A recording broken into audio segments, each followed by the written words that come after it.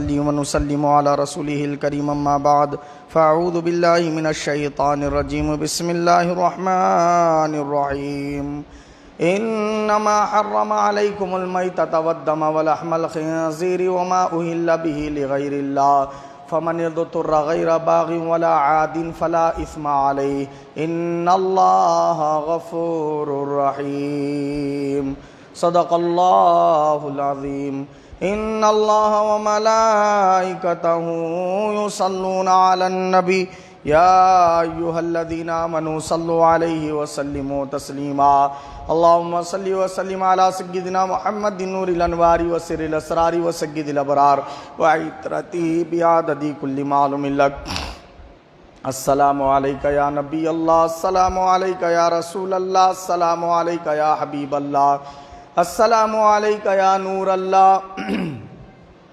السلام عليك يا ذكر الله السلام عليك يا حبل الله السلام عليك يا صبغة الله السلام عليك يا سيف الله السلام عليك يا خاتم النبيين السلام عليك يا رحمة للعالمين صلى الله تعالى عليك وسلم. نگاہ ولی میں وہ تاثیر دیکھی بدلتی ہزاروں کی تقدیر دیکھی. اللہ اللہ بولنے سے اللہ نہ ملے، اللہ والے ہیں اللہ سے ملا دیتے ہیں. بآواز بلند درود شریف کا نذرانہ عقیدت پیش فرمائیے. اللہم صلی وسلم علی سیدنا محمد نور الانوار وسر الاسرار وسید الابرار وعطرتہ بعدد کل معلوم لک. اور ایک مرتبہ بآواز بلند درود شریف پڑھ لیجیے. اللہم صلی وسلم علی سیدنا محمد وعطرتہ بعدد کل معلوم لک. اور ایک مرتبہ بآواز بلند درود شریف پڑھ لیجیے.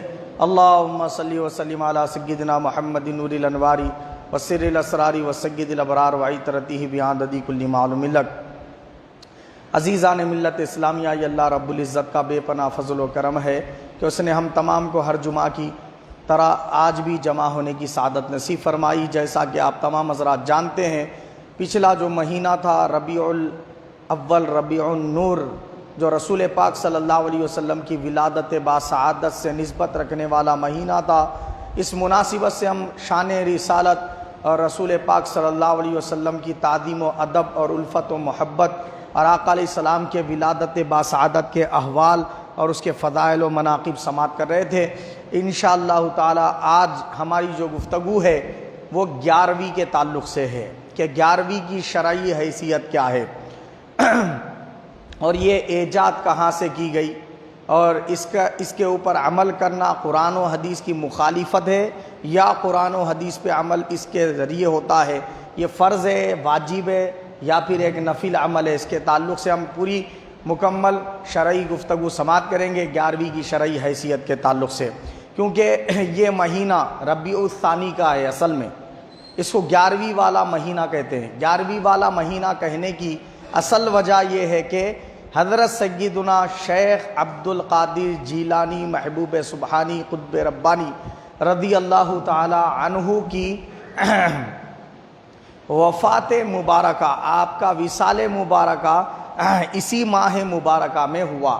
اس مناسبت سے 11ویں کیا ہے معلوم ہے، جو آپ نے یہ عملاً کیا تھا اس عمل کو آپ سے الفت و محبت رکھنے والے اور آپ سے عقیدت رکھنے والے آپ کے مریدین حضرات نے جاری و ساری رکھا، جس کو ہم 11ویں کے نام سے کیا ہے یاد کرتے ہیں. اصل میں ہوا یہ کہ حضرت سیدنا شیخ عبد القادر جیلانی رضی اللہ تعالی عنہ جو ہے بہت پائے کے بزرگ ہیں، جن کی ولایت کو ساری دنیا نے مانا، اپنوں نے بھی مانا اور غیروں نے بھی مانا.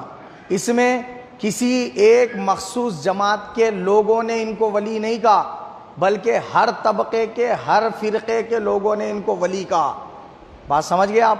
ایسی عظیم البرکت شخصیت حضور سیدنا شیخ عبد القادر جیلانی. انشاءاللہ آپ کے سیرت سے متعلق گفتگو ہم اگلے جمعہ میں سماعت کریں گے. چونکہ آج کا ہمارا عنوان 11ویں کی شرعی حیثیت ہے، تو اسی مناسبت سے ہم آج کی گفتگو سماعت کریں گے. تو ہوا یہ کہ حضور غوث پاک کے زمانے میں آپ بہت بڑے تاجر تھے اور بہت زیادہ مالدار تھے. سارے بغداد میں آپ کے جیسا مالدار کوئی دوسرا شخص نہیں تھا۔ بتایا جاتا ہے کہ آپ جو قیمتی لباس پہنا کرتے تھے، وہ لباس کی کوئی مالدار قیمت لگا کے خریدنے کی استطاعت نہیں رکھتا تھا، ایسے مالدار تھے آپ۔ اور مالداری کے ساتھ اللہ پاک نے آپ کو ایسا سخی بنایا تھا کہ آپ کے جیسا سخی بھی ساری دنیا میں پھر آپ کے بعد دیکھا نہیں گیا۔ یہ ولیوں کی بات ہو رہی، بات سمجھ رہے نا، انبیاء کی بات نہیں ہو رہی، صحابہ کی بات نہیں ہو رہی، یہ انبیاء اور صحابہ کو چھوڑ کر بات ہو رہی۔ اولیاء اللہ کی جماعت کے اندر اگر آپ دیکھیں گے تو حضور سیدنا شیخ عبد القادر جیلانی رضی اللہ تعالیٰ عنہ جیسا سخی آپ کو کوئی نہیں ملے گا۔ ولایت کی کائنات کی بات ہو رہی، آ گئی بات سمجھ میں؟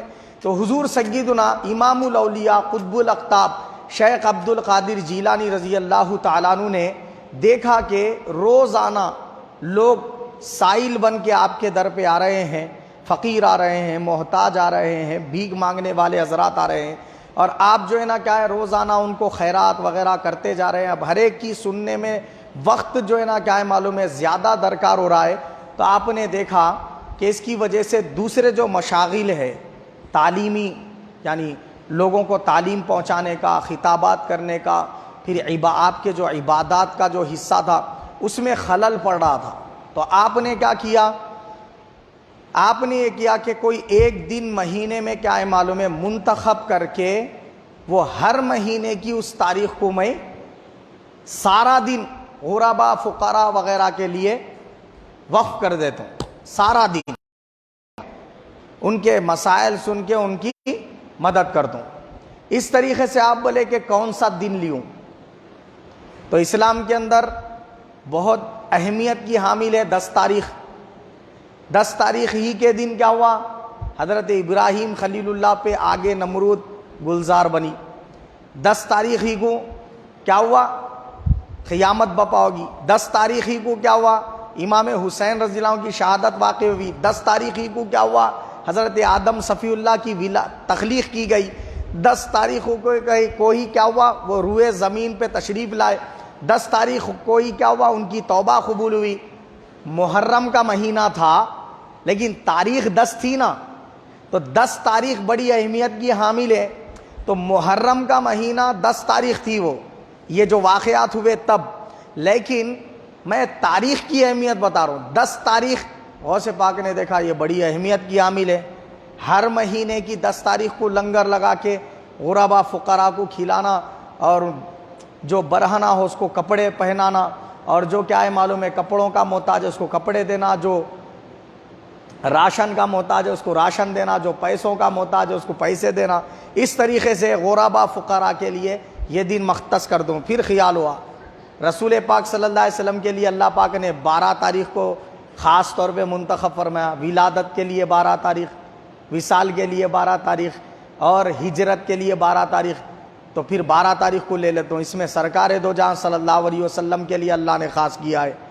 پھر یہ خیال آیا، پھر آپ سوچے 12 لیا تو 10 چھوٹ جا رہی، 10 لیا تو 12 چھوٹ جا رہی، لہٰذا یہ دونوں کے بیچ کی تاریخ لے لیتا ہوں 11۔ کیا کرتا ہوں؟ 11 تاریخ لے لیتا ہوں۔ 11 تاریخ لے کے سارا دن 11 تاریخ کا غربا فقراء کی مدد، ان کو کھلانے پلانے میں خرچ کر دیتے۔ اب اس کے بعد شب کون سی لگتی؟ 12ویں کی لگتی۔ رات کو رسول پاک صلی اللہ علیہ وسلم کی فاتحہ کر کے آقا علیہ السلام کو ایصال ثواب کر دیتے۔ یہ آپ کیا کرے؟ ٹھان لیے۔ پھر اس مناسبت سے آپ نے ہر مہینے کی 11 تاریخ کو اعلان کر دیا کہ جتنے بھی سائلین روز آ رہے ہیں وہ ہر مہینے کی 11 تاریخ کو آ جایا کریں، تاکہ تمہارا بھی کام چلتا رہے، میرا بھی کام چلتا رہے۔ اب ہوا کیا؟ لوگوں نے وہ بات مان لی، اور 11 تاریخ جب بھی آتی ہر مہینے کی، حضور غوث پاک کے در دولت پہ فقیروں کا ہجوم ہوتا، محتاجوں کا ہجوم ہوتا۔ سارا دن آپ ان کو کھانا کھلاتے لنگر لگا کر، سارا دن کیا ہے معلوم ہے محتاجوں کی مدد کرتے، غربا فقراء کی مدد کرتے، ان کو کھانے کھلاتے۔ اس طریقے سے آپ غربا فقراء کی مدد کرنے کھلانے پلانے کے لیے وہ دن خاص کر دیا. یہ آپ کی ظاہری حیات میں ہی ہوا اور اس کو آپ نے کیا عملاً. کون؟ امام الاولیاء قطب الاقطاب شیخ میرا محی الدین عبد القادر جیلانی رحمۃ اللہ علیہ نے خود یہ عمل شروع کیا اور یہ سلسلہ چلتا رہا آپ کے دنیا سے رخصت ہونے تک. اور اللہ رب العزت کے فضل سے آپ کا وصال مبارک بھی 11 تاریخ ہی کو ہوا. تو 11 تاریخ ربیع الثانی کی حضور غوث پاک کے عرس شریف کی تاریخ ہے، آپ کے دنیا سے پردہ فرمانے کی تاریخ ہے. یہ بھی ہے اور دوسرا ساتھ میں آپ نے وہ جو 11ویں کا معاملہ شروع کیا تھا، فقیروں کو کھلانے محتاجوں کو پیسے خیرات کرنے کا جو معاملہ شروع کیا تھا، وہ آپ کے وصال فرمانے تک جاری رہا. جب آپ وصال سے پہلے رسول پاک صلی اللہ علیہ وسلم کی خواب میں زیارت ہوئی، آقا علیہ الصلوۃ والسلام نے ارشاد فرمایا، میرے بیٹے عبد القادر، تم روز ہر مہینے کی 11 تاریخ کو صبح سے شام تک لنگر لگاتے ہو، غربا فقراء کی مدد کرتے ہو، محتاجوں کی مدد کرتے ہو اور صدقہ خیرات کرتے ہو، اور رات جب ہوتی ہے تو پھر ہماری بارگاہ میں ایصال ثواب کرتے ہو، ایصال ثواب نظر کرتے ہو. تم ہماری 12ویں 11ویں کو کرتے ہو، ہماری امت تمہیں 11ویں والے پیر سے یاد کرے گی بولے سرکار. تو خواب میں رسول پاک صلی اللہ علیہ وسلم نے یہ خوشخبری آپ کو سنائی. آپ پوری دنیا کے اندر 11ویں والے پیر کے نام سے اسی لیے موسوم ہے اور اسی لیے مشہور ہے، کیونکہ یہ ہم اور آپ دیے سو ٹائٹل نہیں ہے، رسول پاک صلی اللہ علیہ وسلم نے دیا ہے اور فرمایا ہے کہ میری میلاد ہر مہینے کی 11 کو کر کے 12ویں کی شب میں ایصال ثواب کرتا ہے، لہذا تجھے میری امت 11ویں والے پیر کے نام سے یاد کرے گی. اب جس کو رسول شہرت دینا چاہے روک سکتا کوئی اس کو؟ ظاہر سی بات ہے، ہم اور آپ اگر جو ہے شروع کرے عمل تو رک بھی سکتا وہ ہمارے وفات پہ، مگر غوث پاک جیسی ہستی شروع کریں اور پھر اس کو شہرت دینے والے سرکاروں، تو اب کون روک سکتا ہے اس کو؟ کوئی بھی نہیں روک سکتا. بات سمجھ گئے آپ؟ تو سلسلہ آپ کے وصال مبارک کے بعد چلتا رہا. اس شاخ نے کیا ہے معلوم ہے، یہ آپ کے عرس کی بھی تاریخ ہے، آپ کی وصال سے بھی کیا ہو گئی، اس تاریخ کو نسبت ہو گئی اس مناسبت سے بھی، اور آپ نے یہ عمل شروع کیا ہے اس مناسبت سے بھی. آپ سے عقیدت رکھنے والے بڑے بڑے بادشاہ تھے، ایسا نہیں کہ خالی عام پبلک تھی. آپ سے عقیدت رکھنے والے بڑے بڑے علماء مفتیان اکرام تھے، آپ سے عقیدت و محبت رکھنے والے بڑے بڑے محدثین تھے، وہ سب بھی کرنے والے تھے. ہوا یہ کہ سب لوگوں نے یہ معمول بنا لیا کہ ہر مہینے کی 11 تاریخ کو کچھ نہ کچھ صدقہ خیرات کرنا.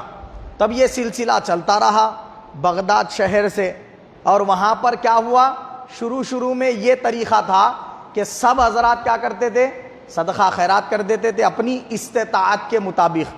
کوئی 100 روپے دینے کی طاقت رکھتا تو 100 روپے خیرات کر دیتا، کوئی 10 کی طاقت رکھتا تو 10 روپے خیرات کر دیتا، کوئی 1 روپے کی خیرات کرنے کی طاقت رکھتا وہ 1 روپیہ خیرات کر دیتا، کوئی 100 لوگوں کو کھانا کھلانے کی طاقت رکھتا تو وہ کھانا کھلا دیتا غربا فقراء کو. اور اس طریقے سے محتاجوں کی مدد کرتے، غربا فقراء کی مدد کرتے. ہر مہینے کی 11 تاریخ کو اس طریقے سے معمول بنتا چلا گیا. بعد میں اتنی شہرت ہوئی، اسلامی سلطنتیں جب دنیا بھر میں الگ الگ خطوں میں الگ الگ ممالک میں قائم ہونے لگی، تو لوگوں نے کیا کیا، بادشاہ لوگوں نے، کہ ہر مہینے کی 11 تاریخ کو لوگ کیا کرتے، صدقہ خیرات کرتے. کیوں نہ سپاہیوں کی، خادموں کی، خداموں کی تنخواہیں 11 تاریخ کو دی جائیں. تو ہر مہینے کی 11 تاریخ کو ہی تنخواہیں دی جانے لگی. اب اس سے لوگوں کو اور سہولت مل گئی. پھر لوگ کیا کیے، ہر مہینے کی 11 تاریخ کو صدقہ خیرات کرنا اور زیادہ تعداد میں شروع کر دیے. اب یہ سلسلہ اور چلتا رہا. آگے بڑھتے بڑھتے وہ انڈیا، پاکستان، بنگلہ دیش وغیرہ کے خطوں میں آ گیا. اب یہاں آ گیا، تب یہاں کے لوگ بھی وہ 11ویں شریف کو منانا شروع کرے. یہاں پر بھی وہ سلسلہ چلتا رہا عقیدت اور محبت میں. شروع کیا تھا، ہر مہینے کی 11 تاریخ کو کرتے تھے. اب اختتام کیسا ہوا، لوگ کیا ہے معلوم ہے، بخیل ہوتے چلے گئے. صدقہ خیرات کرنے میں بھی، اور ان لوگوں کو کیا ہے خیرات کرنا بوجھ لگنے لگا، تو انہوں نے کیا کیا، ہر مہینے کی 11 تاریخ کو کئی کو سال میں ایک مرتبہ غوث پاک کا جب عرس شریف آتا ربیع الثانی کی 11 تاریخ کو کر لیں گے 11ویں۔ اب سال میں ایک مرتبہ منائی جاتی ہے عقیدت اور محبت کے لحاظ سے 11ویں شریف۔ یہ 11ویں کی تاریخ ہے جو میں نے پوری مکمل طور پہ بیان کی کہ کیسا شروع ہوئی، کیسا چلی، کیسا انڈیا پاکستان بنگلہ دیش میں پہنچی۔ اب یہاں جب آ گئی تو یہاں کے لوگ اپنی طرف سے، علماء مفتیوں کی بات نہیں ہو رہی، صوفیاء اکرام کی بات نہیں ہو رہی، یہ عام پبلک کی بات ہو رہی۔ عام پبلک علماء سے دور ہو کے، صوفیاء سے دور ہو کے، ان سے یہ پوچھے بغیر کہ کیا کرنا ہے 11ویں کس کو بولتے، اس کا تعارف کیے بغیر، اس کی پہچان کیے بغیر، یہ 11ویں ہے کیا چیز، کرنا نہیں کرنا، کیسا کرنا، کیا چیز اس میں غلط ہے، کیا صحیح ہے، معلوم کرنا چاہیے نا عام پبلک کو۔ یہ معلوم کرے بغیر پبلک اپنی طرف سے کیا کی، شروع کرنا شروع کر دی۔ اب اس میں کیا ہوا، وہ صدقہ خیرات کرنا اصل مقصد تھا 11ویں میں، غریبوں فقیروں کو کھانا کھلانا اصل مقصد تھا 11ویں کا، محتاجوں کی مدد کرنا اصل مقصد تھا 11ویں کا، یہ اصل 11ویں ہے۔ لیکن ہم نے کیا کر لیا اس کو، عام پبلک نے یہ کر لیا کہ جھنڈا لگانا ہی اس کا نام 11ویں ہے بولے، جھنڈے کو بھی پھول چڑھانا ہی چڑھانا اس کا نام 11ویں ہے بولے، جھنڈا لگا دے کے وہاں ٹھہر کے سلام پڑھنا اس کا نام 11ویں ہے بولے۔ 11ویں کس کا نام ہے بولے تو 11 چراغاں جلانا اس کا نام 11ویں ہے بولے۔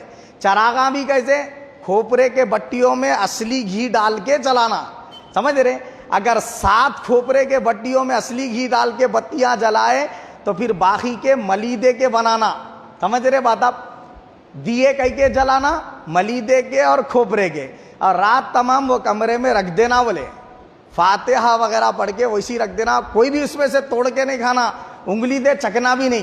صبح ہونے کے بعد میں وہ دیے بجھ جانے کے بعد وہ جلے ہوئے جو ہے نا کیا ہے کھوپرے اور وہ جلا ہوا ملیدہ کیا ہے معلوم ہے، کھانا اور کیا ہے اس کو کھلانا، وہ بھی گھر والے، باہر لے کے نہیں جانا، باہر کسی کو ٹفن میں نہیں بھیجا سکتے، اگر بھیجائے بولے تو ارے 11ویں کا بھیجا دیا، اب ختم بولے، بلا چاہ جاتی، مصیبت آ جاتی۔ اور کیا کرے عام پبلک اپنی طرف سے غیر ضروری باتوں کو اس طرح ایجاد کر لیے کہ جو ہے نا بکرا ہی ذبح کر کے 11ویں کر سکتے بولے، بکرا ذبح نہیں کرے 11ویں ہوتی نہیں بولے، اچھا بکری نہیں چلتی بولے، کیوں، غوث پاک مرد تھے بولے، اس میں جو ہے نا نری چھونا بولے، بکری نہیں چلتی، صرف بکرا، سمجھ رہے بات آپ، بکرا ہی لے کے جو ہے نا کیا ہے معلوم ہے 11ویں کا کھانا کھلانا، دوسرا نہیں کھلا سکتے بولے، مرغے چکن بریانی نہیں کھلا سکتے بولے، بکرا بریانی پکا کے کھلانا، یا بکرے کا بگارا کھانا دالچا بنا کے کھلانا، یہ سب چیزیں غیر ضروری ہے جو لوگوں نے اپنی طرف سے بنا لیے، نہ علماء یہ سکھائے، نہ مفتیان اکرام سکھائے۔ اگر آپ اہل سنت والجماعت کے پورے مفتیان اکرام کے کتابیں پڑھے تو سب کتابوں میں یہی لکھا ہوا ہے، 11ویں کس کا نام ہے، یہ چیز کا نام ہے، کس کا نام ہے، خالی صدقہ خیرات کرنا، غریبوں فقیروں کو کھانا کھلانا، محتاجوں کی مدد کرنا، اس کا نام ہے اصل 11ویں۔ اور یہ کر کے بولنا، اے اللہ میں یہ جو کچھ بھی ثواب والے کام کرا، نیکی والے کام کرا، تیری خاطر صدقہ خیرات کرا، غریبوں کو کھلایا، بیواؤں کی مدد کرا، یتیموں کے اوپر شفقت کرا، یہ سب کا جو میرے کو ثواب ملا نا، وہ ثواب سیدنا شیخ عبد القادر جیلانی رحمۃ اللہ علیہ کو پہنچا دے، اس کا نام ہے 11ویں۔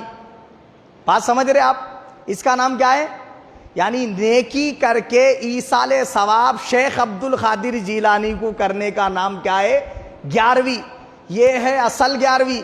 اور ہم کس کو 11ویں بنا لیے، جھنڈا لگانا تو 11ویں بولے، ہاں جھنڈے کے اوپر پھول چڑھانا تو 11ویں بولے، ٹھہر کے سلام پڑھنا تو 11ویں بولے، ہاں 11ویں کی فاتحہ دے رہے تو جھنڈا بھی فاتحہ میں رکھنا کہتے ہو، سمجھ رہے بات آپ، دیے رکھنا، چراغا رکھنا، سب رکھنا، اور ساتھ میں کیا ہے معلوم ہے، وہ جھنڈا بھی رکھنا، تو فاتحہ قبول ہوتی بولے، نہیں تو قبول ہی نہیں ہوتی۔ یہ سب لوگوں کی بنائی ہوئی من گھڑت باتیں ہیں، تو جو اصل ہے اس کو اگر آپ اپنائیں گے، جو اصل نہیں ہے اس کو چھوڑ دیں گے، تو کوئی آ کے اگر پوچھا 11ویں کرنا کہاں سے ثابت ہے، آپ ہزاروں کتابیں نکال کے بتا سکتے یہاں سے ثابت ہے بول کے. لیکن آپ جب خود کریں گے غلط کام اور اس کو بولیں گے یہ ثابت کرنا قرآن حدیث سے ہے نہیں، تو ثابت کہاں سے کریں گے؟ اب بات سمجھ رہے نہیں سمجھ رہے؟ تو جو ہے وہ کیجئے 11ویں میں، جو نہیں ہے اس کو چھوڑ دیجئے. بات سمجھ رہے نہیں؟ جھنڈا لگانا فرض نہیں ہے، واجب نہیں ہے، سنت نہیں ہے، نفل نہیں ہے، ثواب اس میں ثواب والا کوئی کام نہیں ہے. جھنڈا کیوں لگا رہے آپ؟ بس خالی اپنی شناخت کے لیے لگا رہے، میں قادری ہوں، غوث پاک کا ماننے والا ہوں بول کے جھنڈا لگا لے رہے، یا غوث بول کے لکھ لے گے. سمجھ رہے بات؟ آپ اپنی غرض کو لگا لے رہے، وہ غوث پاک کو اس کی ضرورت نہیں ہے. میری بات سمجھ رہے نہیں؟ تو اصل 11ویں اس کا نام ہے صدقہ خیرات کرنے، غریبوں کی مدد کرنے، غریبوں کو کھلانے پلانے کا. اب کھلانے پلانے میں آپ بکرا کاٹو یا مت کاٹو، کھلانے پلانے میں آپ 1 کلو گوشت لا کے کھلا لو یا پھر کیا ہے 1.25 کلو گوشت لا کے کھلا لو، ایک فقیر کو کھلا لو یا 10 فقیروں کو کھلا لو، 100 یا 1000 فقیروں کو کھلا لو، سب 11ویں ہے. آپ کے پاس کھلانے کو کچھ نہیں ہے، صرف شکر ہے، شکر پہ فاتحہ دلا کے چند چھوٹے بچوں میں بانٹ دو، ہو گئی 11ویں. ضروری نہیں ہے گوشت ہی کھلانا بول کے، آپ کی طاقت ہے بغیر گوشت کے کھلا سکتے، آپ بغیر گوشت کے کھلا لو، ہو گئی 11ویں. بات سمجھ رہے نہیں؟ اس میں یہ ضروری نہیں ہے بکرائی ذبح کرنا، پاڑائی ذبح کرنا، پاڑی نہیں لا سکتے، بکری نہیں لا سکتے، یہ غیر ضروری باتیں ہیں جو لوگوں نے اپنی طرف سے گھڑ لی ہیں.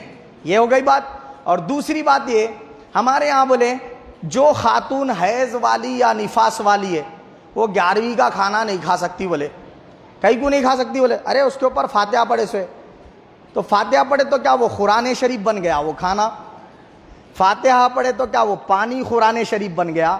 نہیں بنا. جس طریقے سے آپ کھا پی سکتے فاتحہ کا، دعا پڑھ کے دیے سو پانی یا دعا پڑھے سو کھانا یا فاتحہ پڑھے سو کھانا، حیض و نفاس والی خواتین بھی کھا سکتی ہے. حیض و نفاس والی خواتین فاتحہ پڑھ نہیں سکتی، کیونکہ فاتحہ پڑھیں گی تو اس میں قرآن پڑھنا پڑتا، تو وہ حالت میں ان کو قرآن شریف پڑھنا حرام ہے. بات سمجھ گئے؟ قرآن شریف ان کو پڑھنا وہ حالت میں کیا ہے؟ تلاوت کرنا حرام ہے، تو اس لیے وہ پڑھ نہیں سکتی. لیکن اگر کوئی پڑھ کے پانی پہ دم کر کے دیا تو پی سکتی ہیں، اگر فاتحہ پڑھ کے کھانا دیے تو وہ کھا سکتی ہیں، اس میں کوئی حرج نہیں ہے. یہ ہو گئی 11ویں کے تعلق سے تاریخی بات، اور کیا صحیح ہے کیا غلط ہے میں نے بتا دیا.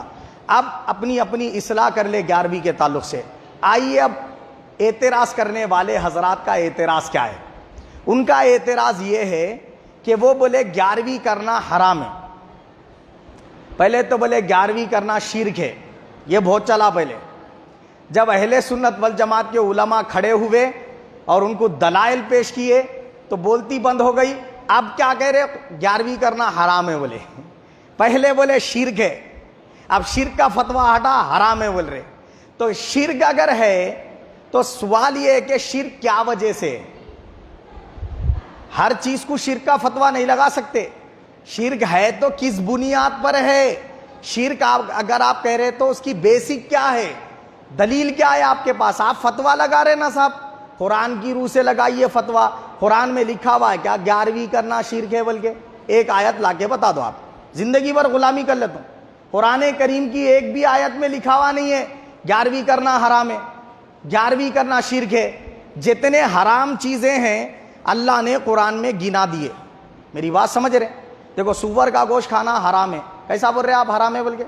وہ حرام ہے بول کے اللہ قرآن میں بیان کیا، انما حرم علیکم المیتۃ والدم ولحم الخنزیر. سور کے گوشت کو کھانا اللہ نے حرام کر دیا. آپ بولے خون پینا یا خون کو کھانا حرام ہے، تو یہ اللہ نے فرمایا والدم، خون کا کھانا حرام ہے. آپ بولے مردار کا کھانا حرام ہے، یعنی حلال جانور اگر قدرتی موت مر گیا، آپ ذبح کیے بغیر مر گیا انہیں قدرتی موت، تو وہ جانور کا کھانا گوشت حرام ہے. نہ کھا سکتے، نہ بیچ سکتے، نہ کسی کو خیرات کر سکتے، سیدھا اس کو پھینک دینا ہے، دفن کر دینا ہے. بات سمجھ گئے آپ؟ تو وہ کھانا حرام ہے. کس بنیاد پہ بولے؟ قرآن میں فرمایا اللہ تعالیٰ انما حرم علیکم المیتہ، کہ اللہ نے یقیناً حرام کر دیا ہے مردار کا کھانا، خون کا کھانا اور سور کا گوشت کھانا، وما اہل بہ لغیر اللہ، جس جانور کو ذبح کرتے وقت غیر اللہ کا نام لیا جائے، ذبح کرتے وقت اللہ کو چھوڑ کر کسی اور کا نام لیا جائے، وہ جانور کا گوشت کھانا بھی اللہ نے حرام کر دیا ہے۔ یہ ہم کو معلوم کیسا ہوا؟ قرآن سے۔ تو جس طرح اللہ نے یہ بیان کیا کہ اللہ کو نہیں معلوم تھا، حضور کی امت میں 11ویں کرنے والے آگے پیدا ہونے والے ہیں، پھر اللہ تعالیٰ اس کو شرک کیوں نہیں فرمایا؟ اللہ کیوں حرام نہیں کیا؟ اچھا، جس کو اللہ حرام نہ کرے وہ بندے کو حق کیا ہے انہیں حرام کرے اس کو؟ یہ غور کرنے والی بات ہے۔ انہیں دوسرا خدا ہے کیا جو اس کو حرام کر رہا ہے؟ نہیں بولا آپ؟ غور کرنے والی بات ہے۔ اللہ نے حرام نہیں کیا، بندے کو حق نہیں ہے کہ وہ حرام کرے، تو اللہ کا حرام نہیں کرنا اس بات کی دلیل ہے کہ وہ چیز حلال ہے۔ سمجھ گئے بات آپ؟ اب آپ بولیں گے بھینس کا دودھ حلال ہے کہ حرام ہے؟ حلال ہے یا حرام ہے؟ آپ بولیں گے حلال ہے۔ بھینس کا نام ہی نہیں ہے قرآن شریف کے اندر، پھر اب بھینس کا دودھ حلال ہے بول کے کہاں سے ثابت کرتے ہیں؟ میری بات سمجھ رہے ہیں؟ حلال کی لسٹ اللہ قرآن میں نہیں سنایا، جو جو چیزیں حرام ہیں ان کی پوری لسٹ بیان کر دیا قرآن کریم میں۔ معلوم ہوا حرام کو اگر چیک کرنا یہ حرام ہے یا حلال ہے، قرآن میں دیکھ لینا پڑے گا آپ، یا پھر رسول پاک کے احادیث میں دیکھنا پڑے گا۔ کیا حضور نے اس کو حرام کہا؟ نہ حضور نے حرام کہا، نہ اللہ نے حرام کہا، پھر ہم کو کیا حق ہے کہ ہم حرام کہیں؟ اچھا اب کیا ہے معلوم ہے، ارے سرکار کے زمانے میں تو غوث پاک تھے ہی نہیں، تو 11ویں تھی نہیں، حرام کیسا بولیں گے سرکار؟ یہ تو بات کی چیز ہے، ہم قرآن اور حدیث کی روح سے اس کو حرام کریں گے۔ دلیل کہاں سے لاتے آپ؟ دونوں بولے کہ ہم دلیل لے کے آتے۔ کہاں سے لاتے؟ تو بولے قرآن شریف سورہ بقرہ کی جو ہے نا آیت نمبر 173، آیت نمبر کیا ہے؟ 173۔ کیا ہے وہ آیت؟ انما حرم علیکم المیتۃ والدم ولحم الخنزیر وما اہل بہ لغیر اللہ۔ یہ ہے دلیل، بولے وما اہل بہ لغیر اللہ، غیر اللہ کے نام سے موسوم کیا ہوا جانور حرام ہے، بولے ترجمہ رانگ کر دیے۔ آیت صحیح پڑھے، کلاٹی مارے تو کیا ہے؟ اب عام آدمی کو کہاں سمجھ میں آتا ہو؟ اس کو عربی آتی نہیں، بیچارہ بھولا بالا، بولے مولانا قرآن شریف کی آیت پڑھ کے سنائے، صحیح بولے ہوں گے بول کے انہیں ان کی طرف چلے آتا، بولے 11ویں حرام ہے، پہلے سے کرتے ہوئے آیا تھا، اب کیا بولتا 11ویں کرنا حرام ہے۔ بولے آیت انہیں جو سنایا صحیح ہے، سورہ بقرہ کی ہے، آیت نمبر 173 ہی ہے، مگر اللہ پاک اس میں فرما رہا ہے وما اہل بہ لغیر اللہ، غیر اللہ کے نام پہ ذبح کیا ہوا جانور، غیر اللہ کے نام سے موسوم کیا ہوا نہیں، غیر اللہ کے نام لے کر ذبح کیا ہوا جانور، یعنی ذبح کرتے وقت آپ بسم اللہ یا اللہ اکبر نہیں بولے یا غوث بول کے کاٹے تو اب ہو جاتا وہ حرام۔ آپ یا خواجہ بول کے کاٹے حرام ہو جاتا۔ مجھے بتاؤ، ایمان سے جاہل مسلمان ہے، اس کو الف پڑھنا نہیں آتا، مگر انہیں جب ذبح کرتا ہے تو کیا یا غوث بول کے ذبح کرتا؟ بتا میرے کو، نہیں کرتا۔ تو ان لوگوں کا کام کیا تھا؟ پہلے تحقیق کرتے کہ مسلمان شخص ذبح کر رہا ہے، کیا نام لے کے ذبح کر رہا انہیں؟ اگر یا غوث بول کے ذبح کر رہا تو ارے تمہارے فتویٰ دینے کی کیا ضرورت؟ ہم سنی فتویٰ دیتے کہ یا غوث بول کے ذبح کرنا حرام ہے۔ بات سمجھ میں آ گئی؟ اور وہ جو ذبح کرنے والا شخص ہے وہ اسی وقت مشرک ہو جاتا، کیونکہ یہ اللہ کا حق ہے۔ جانور ذبح کرتے وقت سوائے اللہ کے کسی کا نام نہیں لے سکتے، یا محمد بول کے بھی ذبح نہیں کر سکتے صلی اللہ علیہ وسلم۔ بات سمجھ رہے آپ؟ کسی نبی، کسی ولی، کسی کا نام وہاں پر ذبح کرتے وقت نہیں لے سکتے، صرف اللہ کا نام لینے کا ہے، بسم اللہ اللہ اکبر۔ ہاں آپ اللہ کا نام لے کے ذبح کر دینے کے بعد میں اب ثواب پہنچانے کا ہے آپ کو، تب ثواب پہنچانے کے لیے آپ کس کا بھی نام لے لو۔ اب قربانی کی عید کو کیا کرتے؟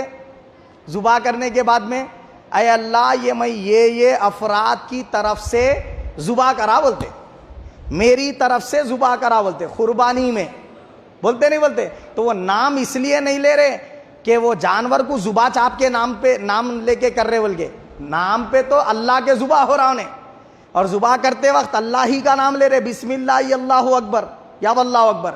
مگر بعد میں جو بول رہے آپ کیا بول رہے؟ میں یہ ذبح کس کس کی طرف سے کرا؟ میری طرف سے، فلاں کی طرف سے، فلاں کی طرف سے کرا بول رہے. تو یہ ہم افراد کی جانب سے تیرے نام پہ ذبح کرے بولے. حلال ہوا حرام ہوا؟ حلال ہوا وہ جانور. بات سمجھ گئے؟ ایسے ہی موسوم کرنا کس کو بولتے؟ موسوم کرنا اس کو بولتے ہیں.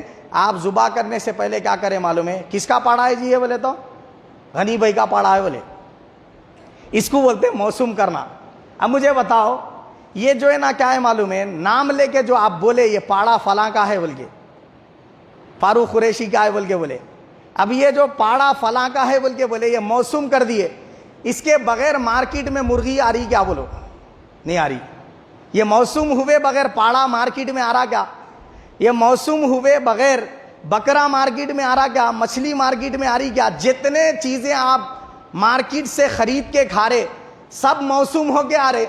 اگر یہ کہہ دیا جائے غیر اللہ کے نام پہ موسوم کیا ہوا جانور حرام ہے تو پھر مارکیٹ سے کچھ بھی خرید کے نہیں کھا سکتے آپ، سب حرام ہو جاتا.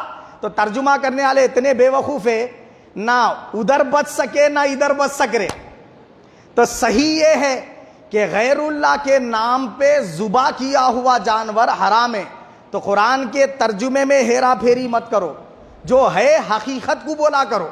تو معلوم ہوا اس میں 11ویں کے تعلق سے 12ویں کے تعلق سے نہیں بیان کیا جا رہا.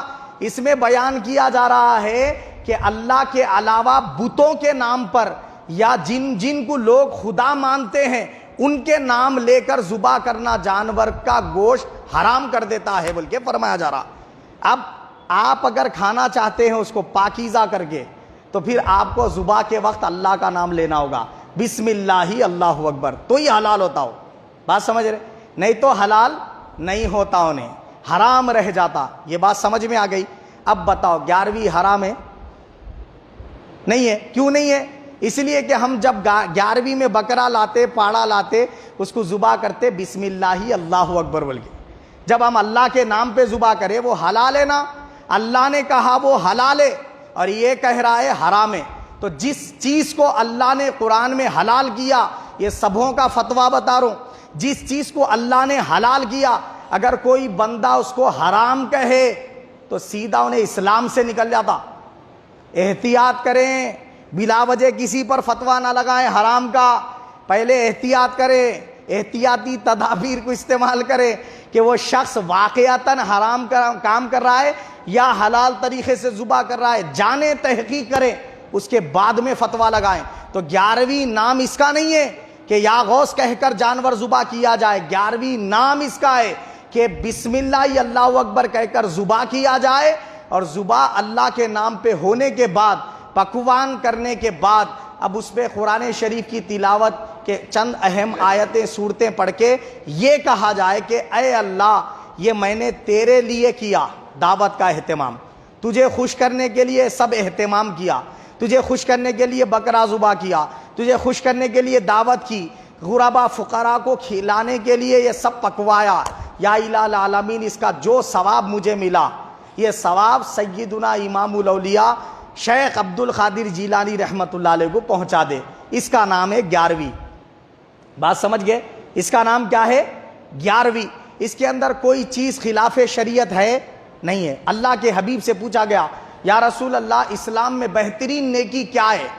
حضور نے فرمایا سلام کرنا، چاہے تم کسی کو پہچانتے ہو یا نہ پہچانتے ہو، دونوں صورتوں میں ہر عام اور خاص مسلمانوں کو سلام کرنا یہ اسلام کی بہترین نیکی ہے. اور اس کے بعد بہترین نیکی بھوکے کو کھانا کھلانا اور پیاسے کو پانی پلانا، یہ اسلام کی اعلیٰ ترین نیکی ہے فرمائے سرکار.